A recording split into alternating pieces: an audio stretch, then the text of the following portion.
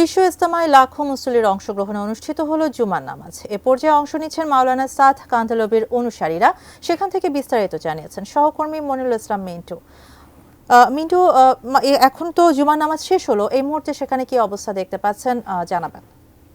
লাখো মুসল্লি তুরাগ পাড়ে জড়ো হয়ে তারা কাতারবদ্ধ হয়ে যে জুম্মার নামাজ সেটি আদায় করেছেন এবং শুধু বিশ্ব ইজতেমা ময়দানে যারা আগত তারাই নয়, জুম্মার নামাজে অংশ নেওয়ার জন্য সকাল থেকে আসলে লাখো মুসল্লির আগমন ছিল এই তুরাগ পাড়ে। এবং আজকে একটি বিশেষ দিন, পবিত্র শবে বরাত, এবং পবিত্র শবে বরাত শুক্রবারের জুম্মার নামাজ সব কিছু মিলিয়ে সবার মনের যে প্রত্যাশা, সেই একটি যে নিজেদের আত্মার পরিশুদ্ধি কামনা করেছেন, পরিবার পরিজনের জন্য মনে মনে দোয়া করেছেন, এবং সেই সঙ্গে একটি সুন্দর বাংলাদেশের যে প্রত্যাশা।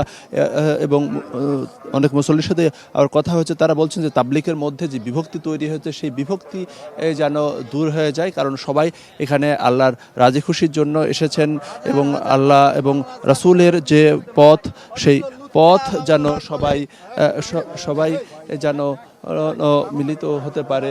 অ্যান্টিব্যাকটেরিয়াল অ্যাডিটিভ যুক্ত সেরা ওয়াটার ট্যাঙ্ক বিশুদ্ধ পানিতে ব্যাকটেরিয়া জন্মাতে দেয় না।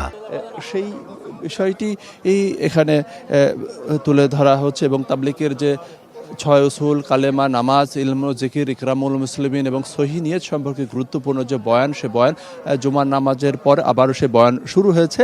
এবং এবারে ব্যাপক নিরাপত্তা ব্যবস্থা নেওয়া হয়েছে এবং মুসলমানদের মধ্যে যাতে কোনো বিভক্তি তৈরি না হয়, কোনো বিশৃঙ্খলা তৈরি না হয়, সেক্ষেত্রে আইনশৃঙ্খলা বাহিনীর তদারকি রয়েছে। সব কিছু মিলে বলা যায় যে চমৎকার রৌদ্রোজ্জ্বল পরিবেশ এবং ভাবগাম্ভীর্যের মধ্য দিয়ে যে তাবলিগের তৃতীয় পর্বের যে প্রথম দিনের যে আনুষ্ঠানিকতা সেটি এগিয়ে চলেছে।